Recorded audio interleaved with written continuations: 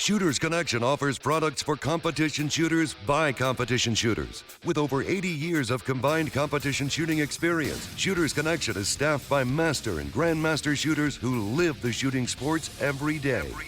We offer same-day shipping. Shooters Connection also sponsors over 100 of your matches every single year. So when it comes to finding everything you need to compete as a beginner or a seasoned grandmaster, Shooters Connection is the only name you need to know. Online at shootersconnectionstore.com. Welcome back to the Hit Factor. We are live on YouTube, and Jeff's talking. He started this, and he didn't realize he started, and he's trying to talk over me already. Look at this. What are you going to say, Jeff? I was going to say we can't edit out anything because this is going to be live on YouTube. Oh, good to know. I'm glad you were telling us that after you started it, since you had total control over that. This is part 2 of our IPSC Nationals recap. And so we're going to be talking a little bit more results. We're going to be talking about guys in our house because we had a baller house. And actually, I wanted to start off on that because I didn't say anything last week about it. And I saw this thing a while ago that it was something about like if your friends or the people that you surround you with like don't inspire you to be better or do stuff like at what you want. Jeff, we're gonna get emotional here. It's gonna get sappy. Then like you should find new friends. And our house was I just really enjoyed the trip because like our house was such an eclectic group of people that are all like extremely highly driven and highly successful at what they do. I mean, Jeff, like if you want to renovate a crack house, Jeff just got his appraisal back on it and like it came where he needed, like he absolute all-star. So like if that's something you need, hit Jeff Cawthon up and he will get it done. But all seriousness aside, I mean, you have like we have Jay, like he's doing all of his stuff and running around barefoot, and hearing him talk about like he wanted to learn how to build fires, and so he just went in the woods and like just built fires every day, and now he's like this crazy expert. Jedediah, which I forget what is Jedediah's last name. Potato Morgan. Jedediah Morgan. Remember that name because the dude is an absolute animal. Like the way he shoots, like the way he competes and shoots at a match is insane. Like we were at the house with him. I'm seeing him dry fire before the match. We had this huge backyard. We had all 5 or 6 of us, whatever, dry firing all at the same time. It was awesome. And you see him dry fire, and he looks kind of like a guy who's been in the sport for a couple years. Like it kind of looked like you would expect from that. And then you see him like shoot and compete at a match, and it's like this guy's been in the sport for 10, 15 years. Yeah. Because it's just incredible. And his background, like he's jumped out of an airplane like 3,000 times. Like he's like super expert with the parachute, but like he's super in like parachutes and all of that sort of technology. So it's just really fascinating to get into his background. Obviously, you guys know Potato and just the tism level that is strongly high in him, and his ability to like have a conversation and know something about whatever topic it is. Like he knows just enough, like it doesn't matter who it is, he's gonna get into this topic. We had at Western States, I love this story. At Western States, we went over to some people's house after that was done, and Potato goes over there, and this girl's aunt was there. She's quite a bit older. She was an old retired flight attendant, and she stayed real quiet. She was kind of just watching people, and she interacted some. She was awesome. But afterwards, I hear that she came up and told our friend, she said, that Saul, he's just so lovely.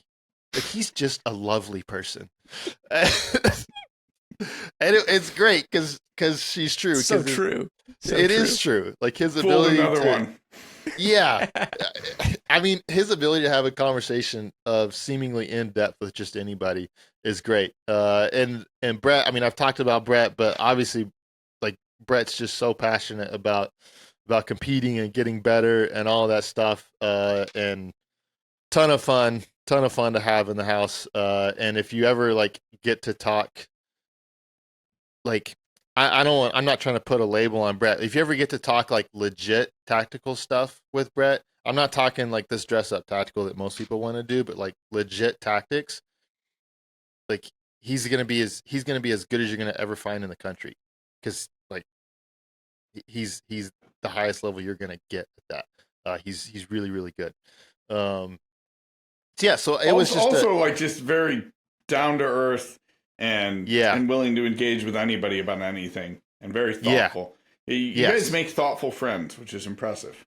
Yeah, so like it was just this really eclectic group, and luckily they let me tag along and just I just poked and prodded people. That's just all. Well, I somebody do. had to drive. So. So that's right. Somebody needed to chauffeur Brett and Jeff to and from the range and to the match and all that. So that's Yeah. true. But no, it was just like I hope that people are going to matches. I traveled to a ton of matches by myself, and I hope that people are finding other people like groups like this that they can travel to matches. I mean, we got 2 people from Maine, we got a person from Florida, Oklahoma, a couple Texas people, all, and none of us knew each other really that well. None of us knew Jedediah at all. It's just like, hey, I'm Jedediah. Which Cool. Which I love, dude. And I know I've said that on the podcast before, but I freaking love going to a match and showing up and like somebody brand new is stuck with me the whole weekend. I do. I love it. So I mean, you guys won't remember this, but when we were doing our CO Nats predictions last year, I said, well, there's a wild card, Jedediah Morgan. You guys don't know who he is, but remember his name. Oh, wow. Okay. I thought last year was going to be his breakout year, but maybe it's this year. But I did say that, if you listen back to that episode a year ago. Yeah. Wow. No, that dude. So he's been in it, what, like 2 years ish, somewhere around there? Yeah. Yeah. Yeah, dude, he is as like focused and competitive as anybody I've ever seen in the sport. Like laser focused during the match, dude. Like the whole day. Super intense competitor. Super intense. It was awesome.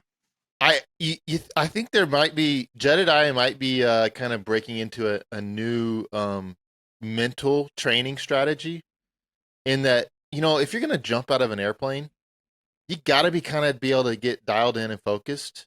Like that's kind of just got to be something, a skill set that you have to have. And so maybe he's just trained himself by jumping out of an airplane a bunch. And that's, if you want to be great at this, like have great mental game, like just be really solid mental game, maybe you just need to start jumping out of airplanes. You're only 3,000 jumps away from hitting that same base level. Look, I have empirical evidence that this is true, because we'll start getting results. We'll look at standard division first. I was going to go production optics, but this bleeds straight into standard division. Raleigh Texon finished first. He crushed everybody. Filipino kid. He was second at the last World Shoot. Just absolutely outstanding, phenomenal shooter. Gianni Giordano was second, and my boy Robert Crow was third. And this was probably his best match finish here in quite some time. Do you want to know what he did about 3 weeks ago? 3 weeks before the match? He jumped out of an airplane. He jumped out of an airplane. Yeah. So, I mean, maybe there's empirical evidence there that that's just what we need to do. And we shouldn't do this, but if we did take Bro out of the match, then he finished on 95% of Gianni. Yeah. Right. Yeah. And so you keep going down standard. Gorka Ibanez is fourth at 86, almost 87%. Shane Coley is fifth at 86. Blake Miguez is sixth at 85. Joey Sauerland is seventh at 83.5%. And Todd Jarrett is eighth at 82%. So it was really kind of interesting finish. Joey has, you know, I mean, that's a name and a result that kind of just sticks out, because he's been on a hot streak. He won a lot of matches last year, and you kind of expected him to be a little bit higher up. So that was kind of interesting to see that he finished where he did. But yeah, Bro just really crushed it in standard. It's cool. It's cool to see Todd Jarrett shooting standard too. Yes, so it really is. You know, he's been shooting PCC or limited optics, or I mean, he still shoots limited, but yeah. And so the most not maybe the most interesting, but probably what's really interesting of these results are what's going into selecting the World Shoot team, right? And so you have the American shooters; their highest percentage is 93.4%. This ends up because Raleigh blew the percentages out of the water so much, even though for some people this may be their best match finish. I think that would be the case for Bob. That would probably be the case for Gorka, maybe even Shane. This would be a match that would count, but because Raleigh blew the percentages so far out, this is now everybody's throwaway match. It won't count for anybody. So it'll be interesting to see what USPSA does if they will pull Raleigh out of the match to get a true percentage for the American shooters, or what they will do. I'd be kind of curious. What I think they should pull Raleigh out so that this doesn't just become a waste of a match for the other guys. But maybe other people disagree on that. Yeah.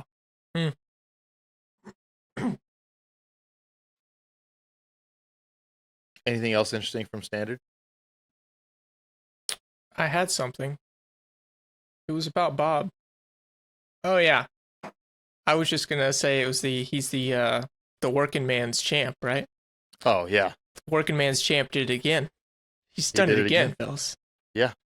That's what he does, man. That's just what he does. Yeah, it was actually a real pleasure. Bob had one. It was really odd. Stage 18, he went to war on a big popper at like 20 yards and just couldn't hit it. I mean, this is one of the most accurate guys in our sport, and for some reason, the lighting or something like that, he just could not. It was absolutely the lighting. The lighting was coming in at 90-degree angle to the bay.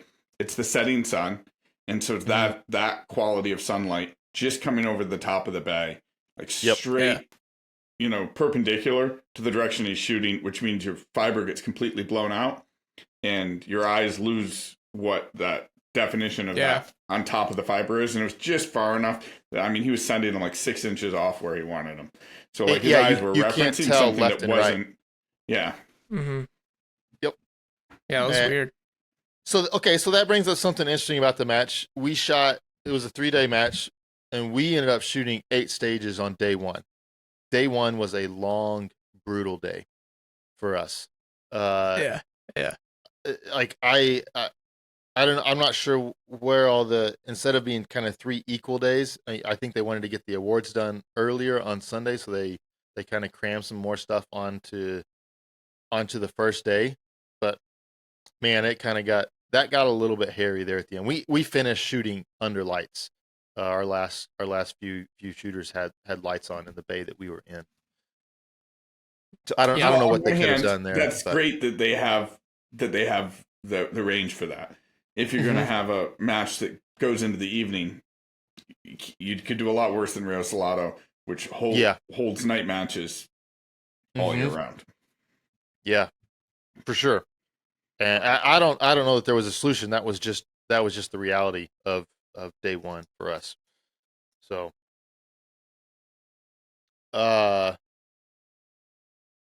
production optics was, man. Production optics. I don't know if Mason will listen to this, but you feel for Mason because he was leading the match, pretty much the whole match. From what I wasn't following them that closely, but my understanding, he was basically leading the match, kind of the whole way. And man, Jacob Hetherington just did Jacob Heathering stuff the last third of the match, and just came back and just crushed it, and nipped him by 13 points, 13 match points, less than 1%. That's freaking nuts, dude. They shot opposite schedules, so Mason was done shooting when Jacob got on the range in the afternoon. And so I'm sure he knew what the math was, and he knew what he needed to do, and he looked at the stages that were left. And there were a couple of them were the really, really high-risk stages, too. It was the swinging steel stage, which had the potential to swing 40 or 50 match points, Easy, regardless yeah. of skill level. Yep. For anybody in the match, just a couple of bad shots on that, and you are down that many points. But he did Jacob Hetherington things to cover that point gap. I didn't think he would, actually. When I looked at the point total, that right when the squad switched over, I thought, oh, Mason's got this. I was wrong. Yeah. I mean, CO Nats coming in June is going to be really, really fascinating to watch and see. I mean, I hope Mason keeps shooting as well as he seems to be right now. Jacob shooting like he did. Obviously, Christian's going to be there. Nils is going to be there. Eric's going to be there. It's going to be Edsel Gino's going to be there. Yeah, it's going to be a really, really fun one. Jedediah is going to be there. It's going to be a really fun one. You look down in 5th place in production optics is Jay Beal, and he shot a fantastic match. And the swinging steel stage, I can't remember. You did the math. Didn't that bump him up to like high 90%? He finished at 94.5%. Wasn't he like 99 or something percent? He'd be like 98 and change, like 98.7 if he just shot at 85% on that stage. Yeah. I mean, like that's how big a swing that was. And if you look at where the scores are too, I think there's 5 guys in that 94 to 95% range. Yep. I'm working from memory here, but it's something like that. I mean, Tom Castro goes all the way down to 7th place at 94.5%. Right? And third is 95.2. Correct. Yeah. So it was that compression right there is real. So third place had 1335 match points, and 7th place had 1324, 11 match points difference from 3rd to 7th. So that's crazy. Did you also see that Hetherington put 20 seconds on Mason? 21 seconds? Oh, wow. That's pretty nuts. And yet still Mason's within 13 points. Right. Yeah. Like 20, like a second a stage, more than a second per stage. Dude, even doing this sport for the last like 6-7 years, it still kind of blows my mind that we can have a 1,400 point match and it be decided by a couple of points, just points here and there, right? Yeah. A couple of Charlies different, right? Yeah. So Hetherington shot the match in the same time as the 3rd place open shooter. I know we'll get there in a minute. Who shot 98%. Oof. That's right. Insane. So he shot the match as fast as Brian Jones did. Brian Jones is a very fast shooter, and didn't have to reload on anything except for 2 stages. Right. Yeah. Okay, so let's go to open then. Christian won open. Aaron Edens is second at 98.5%. Brian Jones is 97, almost 98%. June Kim, 4th at 96, almost 97%. Chris Tilley, again, almost 97. Like Chris Tilley, Casey Asubi, John Vlieger, Mike Wang, William Drummond. William Drummond's 9th at 93%. So these scores are incredibly compressed. In almost all divisions, you see this, like these scores, except for Raleigh blowing out limited. Otherwise, you see a lot of really compressed scores. So why do y'all think that was part of just the match? The match compressed some scores? Because we had a lot of stuff going on. We'll look at production real quick. Nils won production. Michael Steppen was second at 98.5%. Saul Luna, 97. Casey Reid at 94. Brian Giovannini, 92%. Austin Hull, Matthew Nash. Brett Thomas, our boy, and coming in 8th. Eric France in 9th. And Stephen Lutman in 10th. And Nils did crazy Nil things on day 3 to come back and win this, because Nils really, quite frankly, he struggled day 1 and 2. He struggled on steel. And I didn't think he was going to win the match, quite frankly. And he did Nils things on day 3 and came back and won it. And the open match was down to the last stage or 2. Any of those top 3 could have won it down to the last 2 stages. Yeah. So, and again, production's super compressed too, right? Like it's super tight there. So do you guys think that was just part of the match? It's just early in the season. What do you guys think is up with that? I have a strong opinion on this, so I want to hear what Jeff thinks. Sorry, what was the question? I was reading a comment. Okay, Potato, let's hear your strong opinion because Jeff's not paying attention. Jeff, why are scores compressed? Now, there's a lot of heat in some of these divisions, but why are the scores so close? Right. Jeremy and I actually talked probably for like an hour, like hashed this out on the way home, like discussing why we thought it was. And honestly, I don't remember what I had to say, but I know it was super smart. Just trust me. I'm really smart. It was so good. No. So you had a lot of things. Man, I'm just gonna sound so stupid when I try to say this. Please try. You had things driving the hit factor down that had no skill involved, right? So it wasn't like extremely difficult shooting or fewer targets or anything like that. Like there was some of that, right? But for the most part, the thing that was really compressing all of the hit factors was a thing that everybody had to do, and it took everybody relatively the same amount of time. Oh, then we completely agree. If you make a stage with 3 ports and you put the ports 6 yards apart, half of the people in the match are going to run from port 1 to port 2 in the same time. So everybody's hit factor from port 1 to port 2 is the same. And then if the shooting isn't particularly challenging, then everybody's hit factor once they get to the port is the same. And so who wins and who doesn't, the better shooters get a couple match points up, but not a lot. And then you see the stages where people could shoot on the move. So stage 5 is a really good example of that with the wall and the moving steel.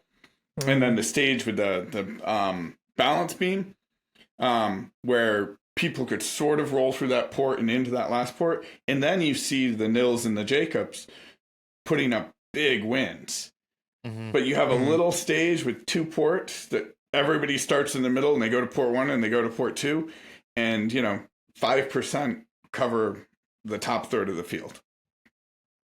Yeah, I agree. So you see a hit factor of 5 and you think, oh, the shooting, alphas really count. The winning factor is 5. And it's like, no, there's just a lot of non-shooting activity. Yeah. So what Potato's kind of talking about, there was basically almost no stages that there wasn't just some really weird stuff that you had to do. You're starting with a snake catcher in your hand. You have to put it in a barrel. You have all your mags are in a Milwaukee tool bag that you have to, like, that's what you have to start with them in. You had a whole lot of just, honestly, like, it was frustrating to me. There was a whole lot of really just scenario based kind of start positions and stuff you had to do that made it feel very IDPA-ish to me. It was just kind of strange, but getting your mags out of a tool bag is not really a skill that like people practice. So it takes a certain amount of time, and Jeff's right. It's going to take a B class shooter and a GM shooter the same amount of time to execute that, basically. So then if you have something that adds time that isn't proportional to their skill set, then it's just going to drive the hit factors down, and it's going to compress the hit factors more on every stage you're having to do that. So right. So normally, like without those, we'll just call them gimmicky things, you see a low hit factor, and what drives it down is the difficulty of the stage, right? Mm-hmm. Well, it wasn't that way here. Not so much. Like you had low hit factors for a different factor, not necessarily because the shooting was more difficult or there was less points available over a longer period of time. It was just that you had this one thing that everybody had to do in the same amount of time. So, yeah.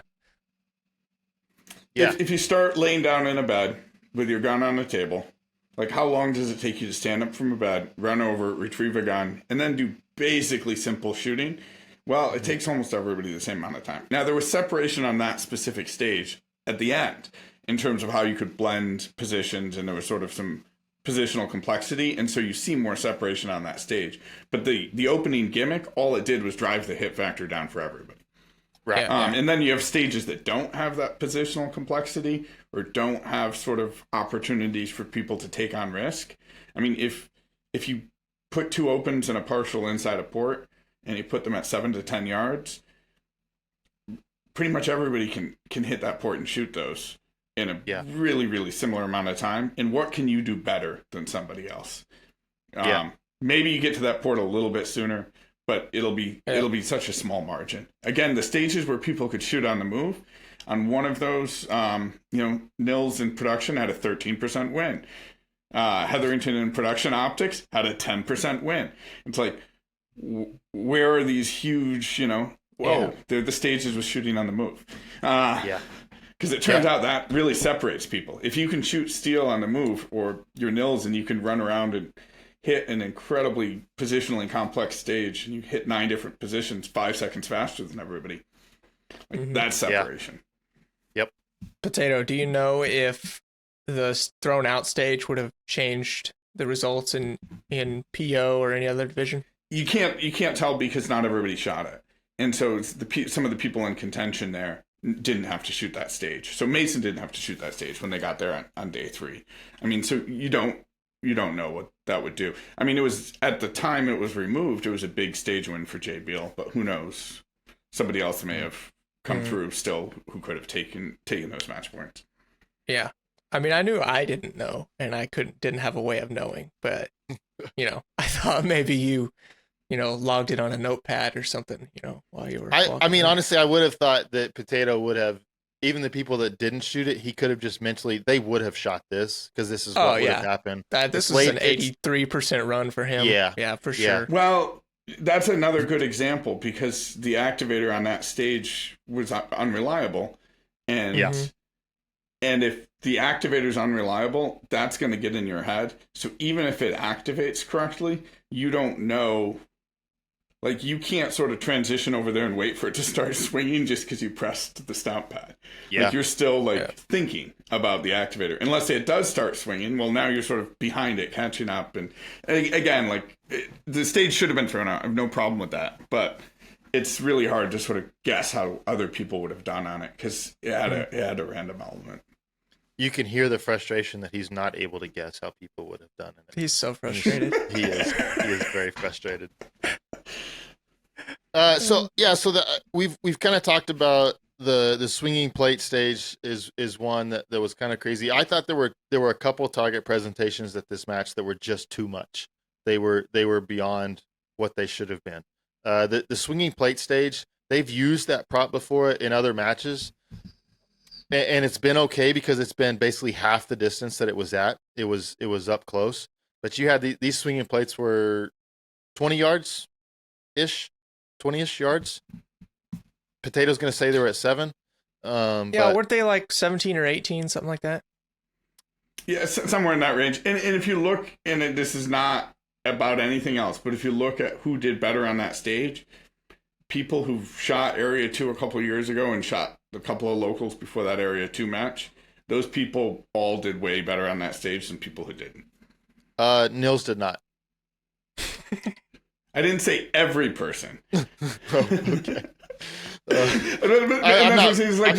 a degree of randomness there where, Seiler won the match, but when I look at the AMG data for that stage, I think he sent 7 makeups on those plates. Yeah. Right, this is a guy who can shoot activator sequences. We've seen this at World Shoot, right? Like, this is, and this is, and I think he won that Area too in 2022. There's a degree of randomness there, and one of the top finishers on it in production optics straight up told me that their plan was to shoot in its direction, so they would not get the failure to shoot at, and they did, and they hit a plate. And, so they were 97% on the stage. Right? They had zero intention of hitting them. They shot in the direction of the plates, and one of them fell down. And so they picked up the most consistent plan. Yeah, the most consistent plan was to just shoot 2 at it and leave.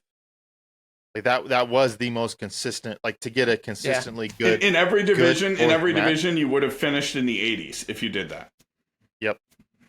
And some divisions finished even better than that. Yeah. What stage was that? Stage 4.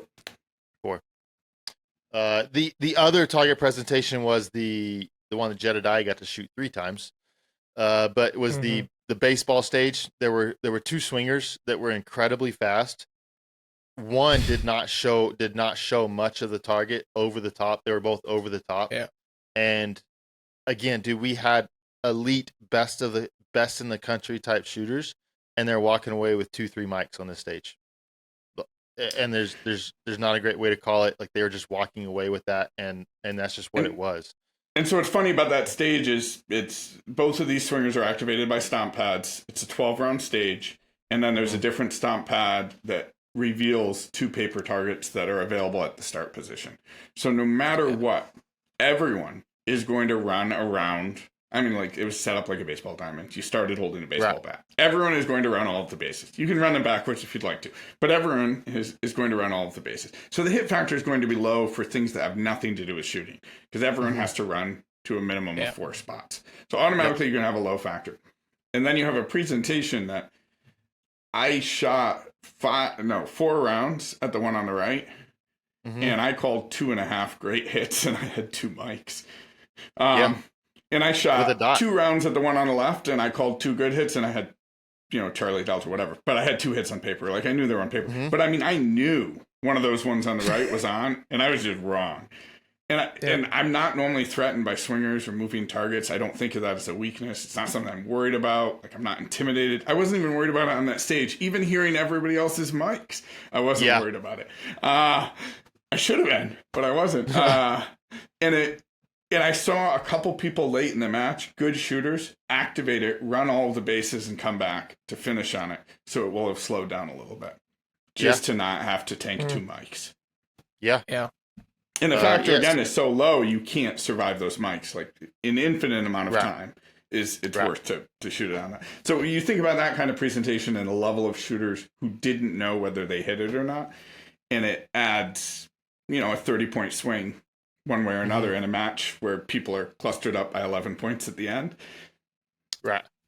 And like, this is where I don't somewhat understand some of these stage designers. It's a moving target. Like, it's already hard. If it was exposed, it was far enough away, it's moving fast. If it was exposed for its entire length of travel, besides where it was hidden to start, right?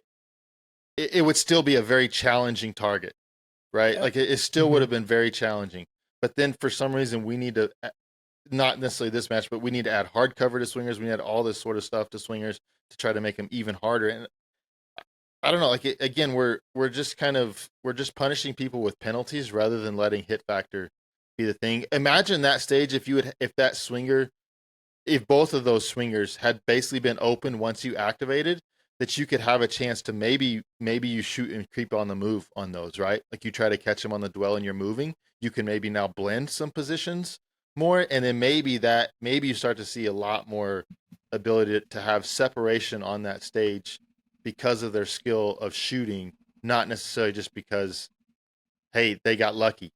Quite frankly, like, they got lucky and they had hits.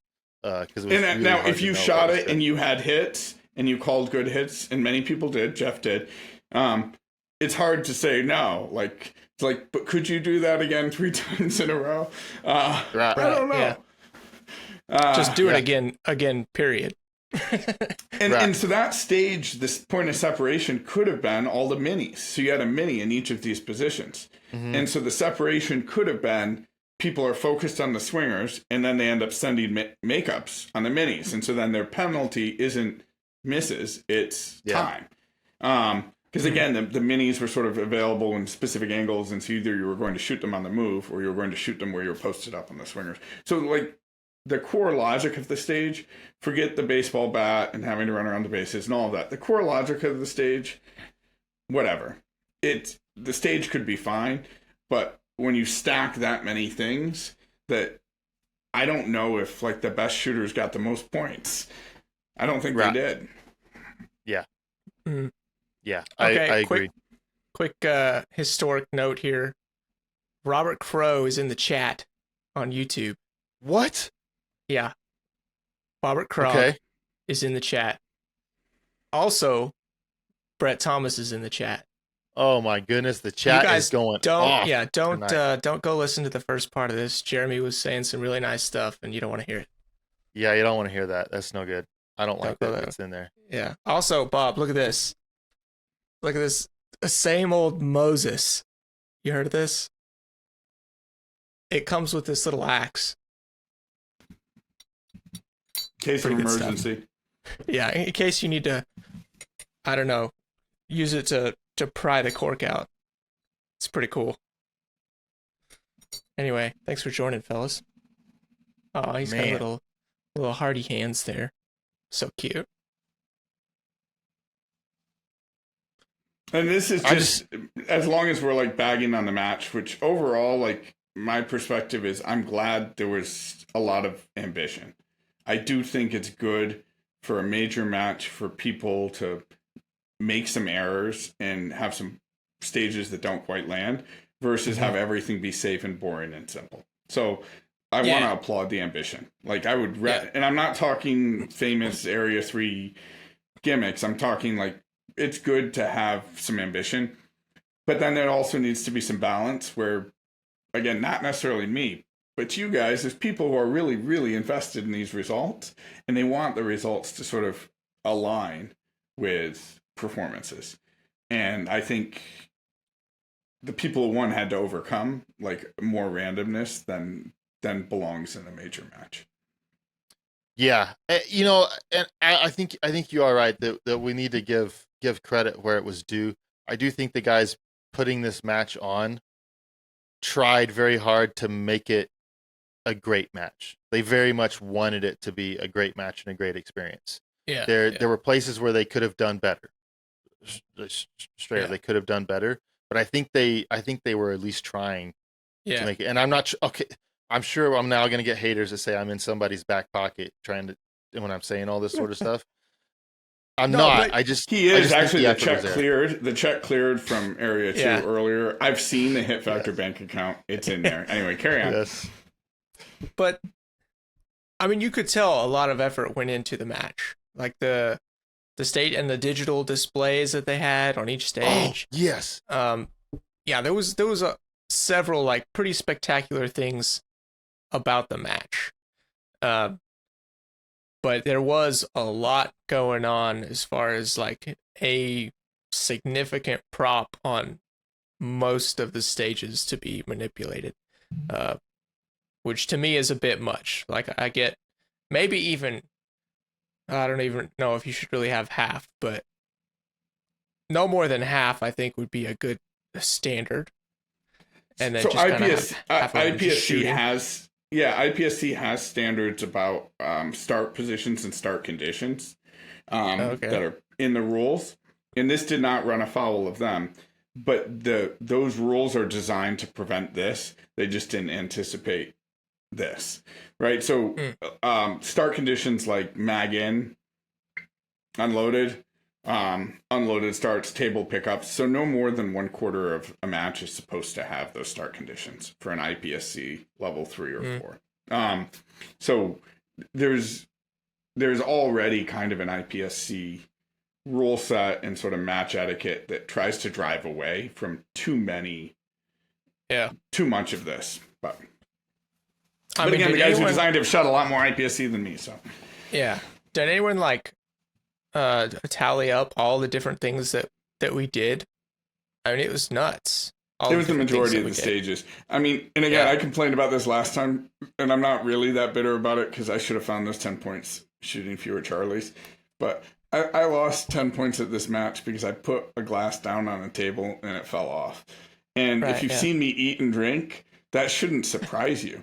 That doesn't mean I was like rushing in the stage. Honestly, it's like, if you've seen Potato just try to sit on the couch, that makes sense. Right. Like I vibrate at a high frequency. This is like I break things sitting, right? Like just things in the room break while I'm sitting. Yeah.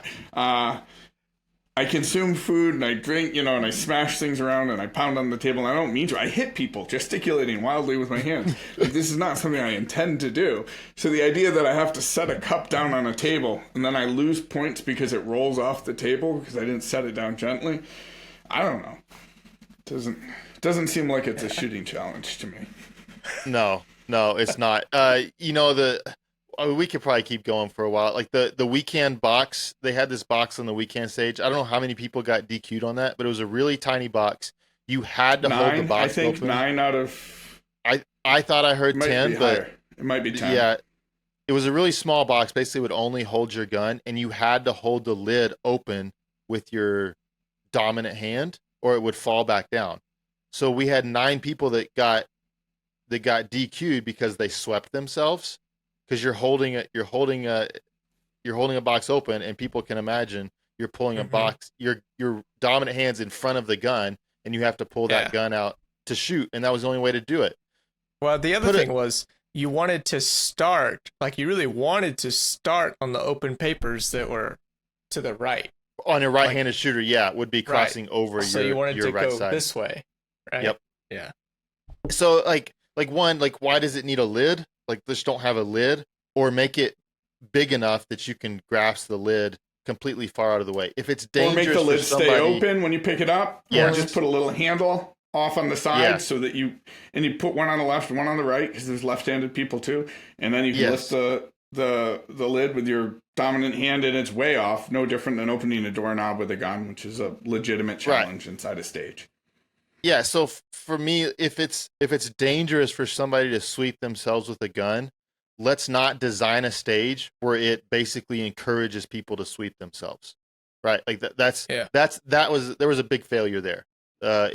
Honestly, that's just a big failure. We got to do better than that.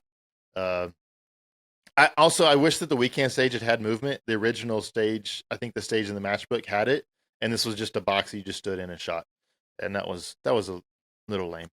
Could have been cooler. Running around with a gun in my weekend is fun for me. This is something crazy. Absurdly I practice because I enjoy it, and because it's a real challenge, and because it makes shooting sort of new and different. And I was so excited, even if it's a small stage, because there's no way to do that really in USPSA without requiring it to be a Virginia count and no more than 6 rounds. Mm-hmm. Yep. And there was opportunity for that, and that unfortunately they missed it. We did have a question in the live chat, so we can answer it now, because we had a question that was in the comment section I didn't respond to in our last podcast. What was the difference in the Practice Score competitor app versus the actual final results? Which was mainly, I don't know that it affected anybody. Maybe there were other people, but it certainly affected my positioning. Because in the competitor app, I am 4th place. In the actual results, I am 3rd place with Paul Clark Jr. Potato, do you want to explain that? This is in your alley. So there is a procedural penalty applied for a couple of different things in IPSC that goes on a warning system. And so if you take a sight picture on a target during the make ready, the first instance of that as a warning is recorded on your equipment sheet. So it's not entered as a procedural on the tablet on the stage, nor is it necessarily entered on the tablet on the stage where it happens the second time, because they don't have instant recall that you already have a note on your equipment sheet. At the end of the match, when they process the final results and during the arbitration period, and they look at all of the equipment sheets, if somebody had 2 warnings, then they would apply that procedural. And so the match results going to Practice Score competitor app are being pulled almost in real time off of the tablets, but the procedural is being applied on a master tablet away from those tablets, with whoever had the equipment sheets. Now, I don't know, right? Nobody's told me, nobody's confirmed that, but if you just look at the audit trail on the scores between the website and the tablet data, that's what you see. So it makes sense. If it's something else, it's something else. But that's a pretty good explanation. Yeah. So Paul Clark had a procedural, and that was the difference. Is that what we're saying? 10 points. So Jeremy, looking at his last stage, felt like he had to cover a gap of 6 points. And I don't know what you won by, but 2 or something like that. Exactly. And so you covered as much of the gap as you could with a nice big stage win on your last stage. And then a procedural you didn't know about got you the rest of the way. Yeah. I don't know how I feel Which about doesn't that. in any way diminish anything from you. That's not my point. But just like that's information you don't have, right? Like you're working with what you have. Yeah. Yeah. And so that's kind of that we brought up. There was a scoring discrepancy in the competitor app and the website. that's how that scoring discrepancy ends up becoming a thing. Bob Crow said he was fortunate enough to shoot on a bussin' squad. That's right, Bob Crow. That is right. Anything else about the match? I mean, my score is also different on competitor. So I don't know. Yes, what else is going on there. I can tell you why it's different. You get a stage win on a stage that Paul Clark Jr. the procedural was applied to, the second stage where it happened, and so that flips him from winning that stage, which compresses your point total, to increasing your point total, because then you become the stage winner there. Wow, it's so complicated. So it's like that, where that procedural happens is it happens where the second time, the second strike. And so whatever that stage is, those 10 points are applied there. They're not applied just generically to the match. They have to go to a stage because we're not IDPA. We don't just score in the aggregate like each stage. And so when that procedural is applied to that stage, it took him from winning that stage to whatever, I forgot, an 83% on it, something like that. So it flipped it a lot for Junior, which then affected everyone else's scores. Interesting. There we go. So that's why this is why like I get so uptight about like calling Charlies and alphas, because giving the wrong person the stage win, even if they're 7th in the match, if they're the stage winner on that stage, it shifts the scores for everybody else. Everyone's match total is affected. So it's like when you have the wrong score on a stage winner anywhere, like the match results are suspect. Potato, what was your observance of scoring calls at this match? Way better than the last IPSC Nationals I went to. I saw like two sketchy calls, where it's just the shape of the A zone. It was USPSA ROs, and they're looking for that rectangle, and so they just kind of apply that rectangle to IPSC targets, and so Charlies that are towards the top get called alphas. Yeah. I don't know, and they didn't call a no-shoot on me that I'm still iffy on. I wish they had overlaid it. Oh, yeah, Potato was asking for an overlay that was a Mohawk to no-shoot, and he wanted an overlay to because they didn't give it to him, and he was asking, hey, I might have earned this no-shoot. Will you put an overlay on it? Hey, it's all right. Well, I didn't earn the mug, so I guess they made it up to you. Yeah, they made it up to you on the mug stage. That's right. So. I thought the officiating.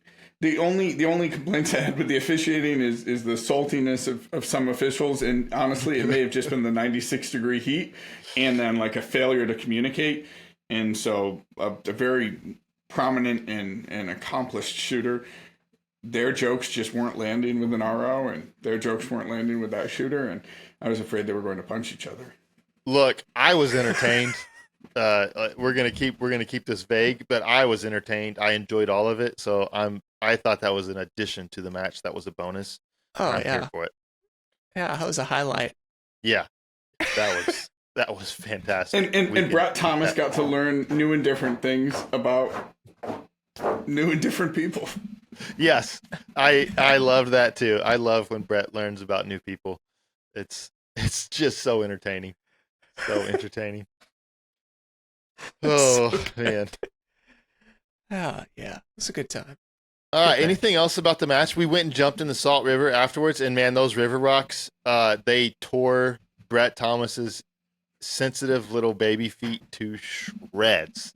He was basically crying because of the sharpness of those river rocks who had been tumbled over themselves for hundreds of years and rounded. Absolutely no prizes for guessing who was not bothered by wading barefoot into the river. I got to witness. Jay has he's got this funny little thing. So we went running one morning. They conned me and tricked me into going running. We only ran like 2 miles and they ran really slow, so it was easy. But Jay runs barefoot just because that's what he does. Well, he's running, and all of a sudden he's like a little like if you guys ever see a dog that gets a burr in their back foot, they just like pick it up, but they keep running on 3 feet. He kind of just does that, even though he only has 2, and he just kind of hops on 1 foot and kicks his leg because he got a piece of glass stuck in his foot. It's like, ow, that hurts. but he's not going to stop to dig the glass out. He's just going to try and kick it off. And I guess it was effective for him because he kept going. But yeah, man's an animal. Yeah, I've been going barefoot more, trying to be more like Jay. I have so too. far, my feet are just really raw. Oh, I've just been going barefoot inside my house. Madman. Yeah, I don't have carpet, so it's like a laminate flooring. Jeremy, it's like a fake. Hold on. Are you one of those people that like wears socks and sandals around your house all the time? Okay. I live in West Texas. It's covered in dirt. What's that got to do with being inside your house, Jeremy? It's the floor. Look, I have 2 kids and I have a German Shepherd. The floors have dirt on them all the time. It doesn't matter how. Like if we swept that morning, there's gonna be dirt on them that afternoon. And so yes, even in the wintertime, the house is cold because I keep it cold. So I wear house shoes because I want to keep. There's people out there living with dirt floors, Jeremy. Okay, that's fine. They're like Jay and they're used to it, and that's great. But in the summertime, I will still wear my Crocs around the house so that my feet don't get super dirty. So that whenever I do go to put shoes on, I got to sit there and dust my feet off for 2 minutes just so I can put socks on. So yes, you are. So yes, I am. Yes, I am. Y'all can make as long as you don't make visitors wear house moccasins. No, we don't make. Well, that's the deal. We don't make anybody take their shoes off before they come in the house because that's just silly. So that's maybe part of where the dirt and stuff comes. This is why you're so weirded out when Thea and I showed up at your house and neither of us wear socks. Oh no, wearing shoes with no socks is disgusting. Like that's just gross. Like I'm sorry, that's gross. And I don't know why you would teach your kid. It seems like you're leading her astray down a weird path if you're teaching her that it's okay to wear shoes with no socks. It is okay. It's okay. That's kind of gross. It's okay. Sometimes you need socks. That's true. Sometimes you do. Sometimes you don't. You just don't. You don't need them all the time. You need socks. Yeah. Oh, man. All right, so where are we headed from here? IPSC Nationals. Potato, you got CO Nats coming up fairly quickly. And then your season's done. So nice short season for you, right? Potato's gone. He disappeared. Oh, Potato is gone. I don't know where he went. He's gone. Okay. So he is gone. So I actually am in the middle of teaching a 1911 build class today. So that's where I'm at. I haven't shot a gun or touched a gun since IPSC Nationals because I've been trying to get ready for this class. I'll just put him out there. Mid-pack Mike Dixon is in the class, and it has been it's only been a day, but it's been quite entertaining having him in class. He's done good. He's surviving. There was a point during slide to frame fit. He was ready to literally just go hot. Just where's the belt sander? I'm literally just going to shove this frame. I don't care where it's at. I'm going to shove the frame in the slide into the belt sander till it goes on, and I don't care. So that has been great.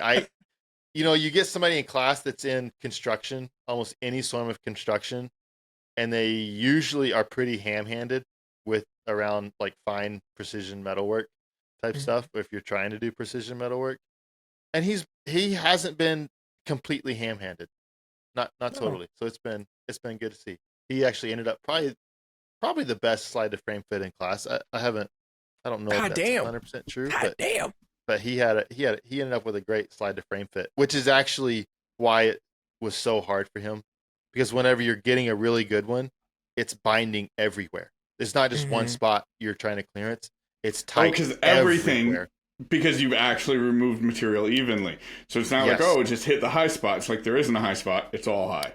Oh, that's smart. It's all of it. So it's a lot harder, and it's a lot more frustrating because you're like, I moved this. This should now be easier, but it's just, well, yeah, you moved that one spot. You have now 4 more spots that you need to move material off without screwing that up too.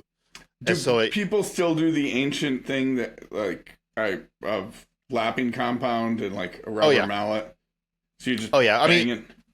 Yeah, so I mean, like, not. I mean, we're doing stainless guns, and there's a you can only jam them together so much. You can only Hmm. jam them together so hard, and metal starts to tear. Stainless is worse. Carbon will still do it, but stainless is worse about it. So you can only just cram them together so much. So we get them to where we can drag them on and off like their full range of motion, but it's not flowing freely. And then rather than trying to file or sand specific spots at that point, especially we're doing a slide to frame fit in 2 hours. Like Hmm. this is not a we got 2 days to just like really microscopically hand file very tiny areas. We got 2 hours to get this done. So once we can get them on their full range of motion, the slide, at that point, unless it's really really tight, at that point, then we put some JB bore, which is very very small amount of lapping compound. It's non-embedding. It's about the most gentlest compound that you can possibly get. We will put that in a slurry with a really light oil in with it, and we will lap it in from there, just to get it moving. Hmm. So Just again, JB board paste. yep, Okay. yep. That's what we use for lapping compound for that. Are you building a gun during this deal? No, heavens No? no. There's no way I could build a gun and take any sort of time away from going around and checking on everybody Hmm. else's stuff. I am assisting build. I've only ended up one guy had to pull out last minute. We only had 5 in the class, but I am assisting building 5 guns. Is how that's going. And I also have Bob Rogers there. He's co-teaching with me, and another guy who's been through Bob's class before and has been assistant with Bob's. He's here as an assistant as well. RJ. I can't remember RJ's last name. Really really intelligent guy. And has been a huge help to have in the class. Cool.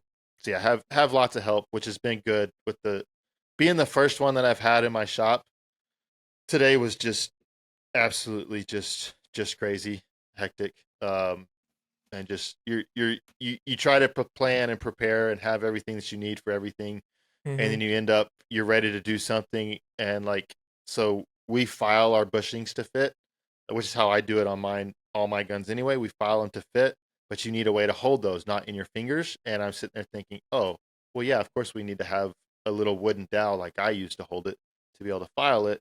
And of course, no, I did not make those for everybody in the class. So then we had to then very quickly. Luckily, I had the wooden dowels in stock, and we're able to make some very quickly. But it's just stuff like that that you think you thought of everything, and you Yeah. realize you just missed some stuff. Well, and Especially I the imagine first time through. even with the other instructors there, they don't know their way around your shop. So it's not like you can be like, oh, yeah, go grab such and such. I don't know what's worse, being in somebody else's shop where you don't know where everything is, or being in your own shop where everybody's gone around and just moved all your stuff, and so nothing is where it's supposed to be in your own shop. I really don't know which scenario is worse at this point, but yeah, it's fun. There are just several moments throughout today. You're just like, what were we thinking? What were we doing? Yeah. And this is only day one. Day three is where Wednesday is where everybody gets tired, and they're now like everybody's still excited right now. When So will the that's first round come out of the first student's gun? Thursday? test fires Friday. Okay. We do test fire on Friday. And then Nice. Saturday is final fit and finish and doing all the final detail stuff. Is there like a competition like at the end or anything? Nah. Like No, who's you the should. most You should bench. accurate or- You should bench them all at 50, and then you Oh, should gosh. also fire 5 rounds offhand at 25, and see who has the most accurate gun, and then the most accurate shooter. Look, we have some incredibly talented shooters in this I particular know. class. But you also have people that are very interested in the guns that they don't compete. They don't shoot a whole lot. Like they just don't have a whole lot of experience shooting. They're just really interested in the guns, right?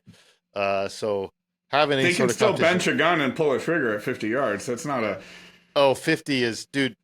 No, I mean no 50 bench. would be Benched. even benched. 50 is tough. 50 is tough, even benched. With iron I sight. thought your you're used to routine shooting at practice was 65. yes. I'm just trying to hold the target at 60, not 65. We don't want to stretch it too far. But I've done so yeah, much shooting since coming back from that match. It's been great. that's awesome. Nice. I love So it. much more than I did before I went to it. It's probably Yeah, not how well, you're supposed to do that, but that's how it works. It's getting warmer, so it somewhat makes sense.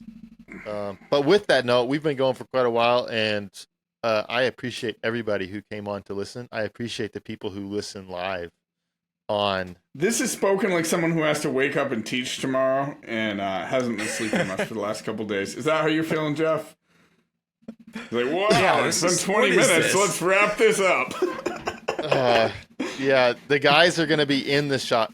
We are starting at 7 a.m. tomorrow morning. Why? So, because we're at least an hour behind after day one of where we need to be. So you can't buy time later in the day, so we start early. Okay.